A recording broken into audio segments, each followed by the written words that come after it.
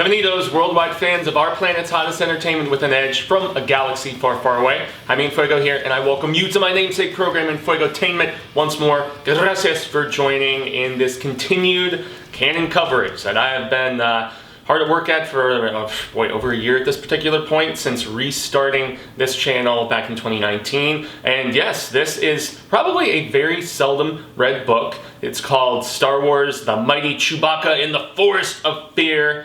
And it's a pretty short one. It is definitely one of those like young reader canon novels. And well, the language is definitely relatively simplistic at times, and that's one of the most disappointing aspects, at least for me being a agent reader and so on and so forth. There is still some very sharp and exciting storytelling on display here, and so this was done by Tom Angelberger, Angelberger, but I believe it's Angelberger, and he was behind the Origami Yoda series, which had its popularity with young readers and stuff like that. But yeah, this is a cool little like spin-off side quest like team up of sorts, because you just to give the crux of the story without getting super spoilery. So essentially, Chewbacca is sent on a mission to this planet called Ushru, I believe, and I actually listened to this on Audible because it was tough to track down in the midst of this quarantine a physical copy of this book. And unlike some of the longer form Star Wars audiobooks and stuff where there's one narrator doing multiple voices along with sound effects and score and stuff like that, this had a full cast, which was kind of cool.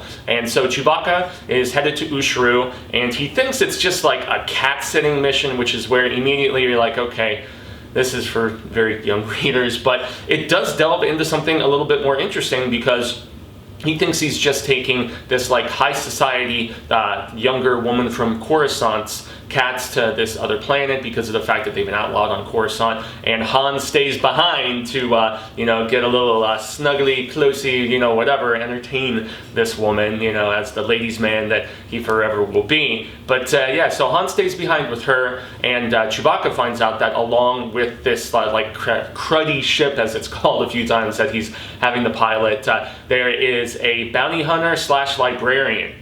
Yeah, that's an interesting combination, right? But her name is Maeve, and there is also none other than K2SO on this, but he is actually disguised as not his actual Cassian reprogrammed self, but he's supposed to be like an Imperial service droid as opposed to the battle droid like he actually is. And so he is on a spy mission by Cassian because of the fact that he's trying to go along with and get this artifact that Maeve and Chewbacca have been sent to retrieve for this high society woman, because apparently the Emperor wants it. And this artifact that they're trying to find is actually like teachings from this Ushru planet, which very few people have gone to. Doesn't even have any native inhabitants anymore because they've all been killed, and a few missions have already been sent there trying to retrieve this artifact from this temple unsuccessfully. And so the couple that have gone before, yeah, none of them succeeded. They all died, got eaten by some of the indigenous life that's still there.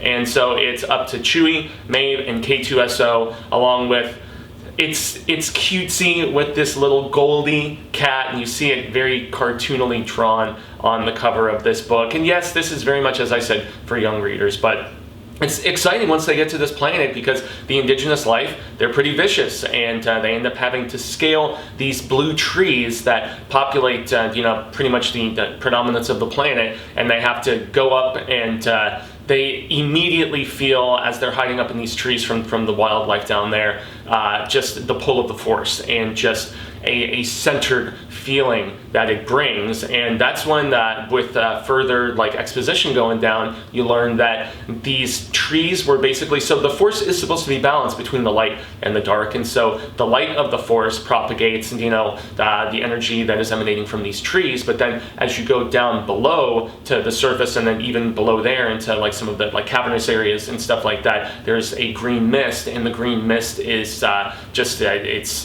it's the evidence of the dark side of the Force being at the bottom of the planet, in the bowels of it. And so that in lies the balance. But as they go on, as they go deeper down, and they're still fighting off sniffers or skillers or whatever, I don't know, they had silly, very kind of childish names for these vicious creatures that they're trying to avoid as they're going deeper down, trying to find this sacred temple where there were presumed dark stuff going down. They learn about this woman who actually found out about about the emanating power from the dark side that was that far down, that is being used, at least back when there was a population on this planet, by this crazed creature that dwelled down there. And so the people that were back when there still were actual inhabitants on this planet, besides the creatures that I mentioned, they kind of mistook that power of the dark side for a power emanating from this big, huge, monstrous, Leviathan type creature that was down there. And so they start worshiping the creature, and in turn this thing is chowing down on them,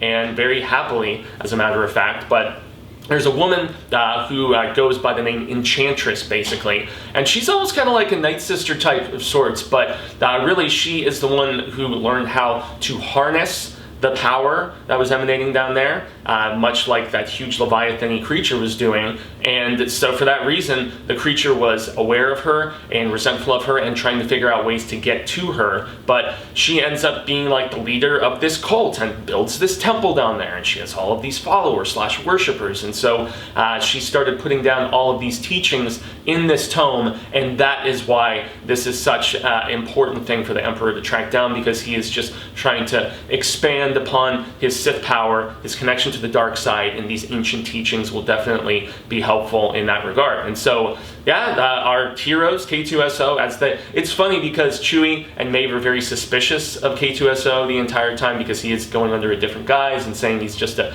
regular Imperial work droid or whatever it was, as opposed to the battle droid that he actually is. And it's just it becomes more evident as the story goes on that he is not what he seems to be. And Maeve at times says to Chewie, she's like, "What's wrong with this programming? What the hell's going on?"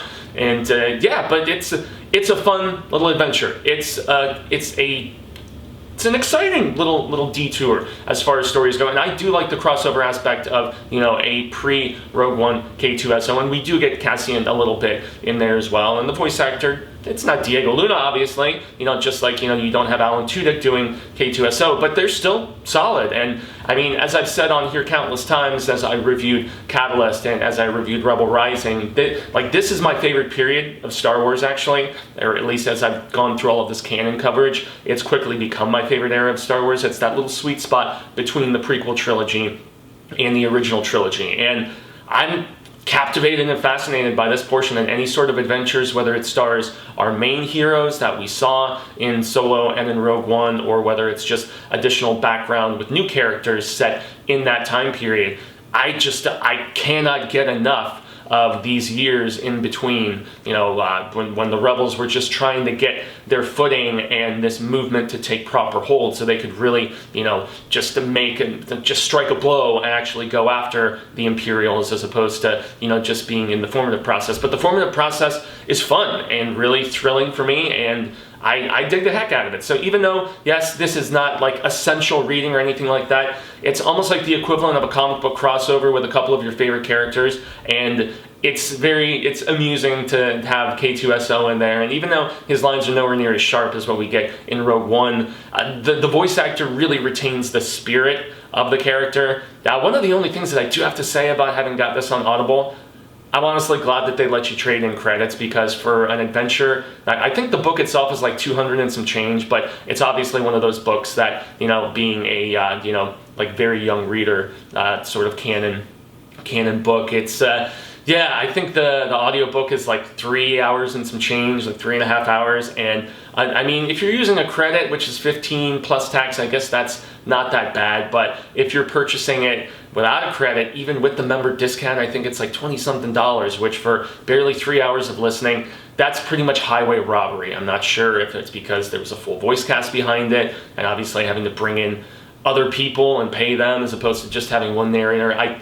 Who knows, maybe I'm just theorizing in a silly fashion about this, but nonetheless, even if it's not essential, I really dug this. I had fun with it, and I look forward to checking out Pirate's Price, and then also Lando's Luck, I think, is the other one. I know those are two other, young reader books that are pretty short in the listening department, but yeah, I'm probably going to trade this credit in and get something a little bit longer, like, another one of the Thrawn novels or something. So yeah, but nonetheless, I dug this. I had fun with it, and if you're a completist and you want to have every single aspect of obviously the Han and the Chewie prequel storytelling and stuff, I mean, this is definitely recommended, even if it is in its language, obviously tailored for kids. The storytelling was still pretty cool. So I've been Jaime En Fuego. Y'all can find Walt on all social media sectors like Twitter, Instagram, Facebook, here on YouTube, just like you see below. Lots of Star Wars coverage on here. Obviously, I did mention Rebel Rising and Catalyst, and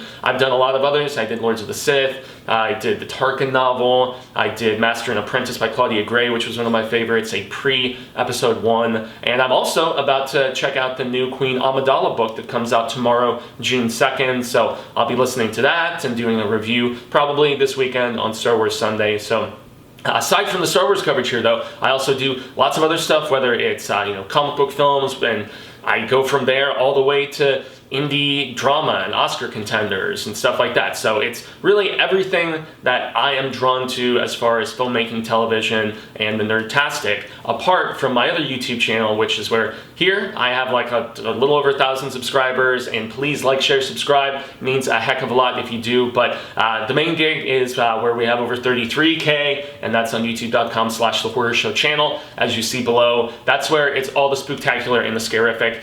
Trailer reactions. I do a weekly show on Saturdays called Hail to Stephen King. We also do reviews of television, books, comics at times, video game let's plays, movies obviously, as well as unboxings, makeup tutorials, comic sketches sometimes. I mean, yeah, we try to keep it a nice smorgasbord of scares, and so yes, check that out as well. It means a heck of a lot, as I said. And so yeah, that's it, everybody. So until the next time in a galaxy far, far away and the reel of Ka comes around once more, hasta luego, Cinemigos, constant readers and viewers alike. Say thank you for your patronage here, and I hope that we get to share more of this palaver sooner rather than later. So until then, yes, obviously you know the drill. May the Force be with you.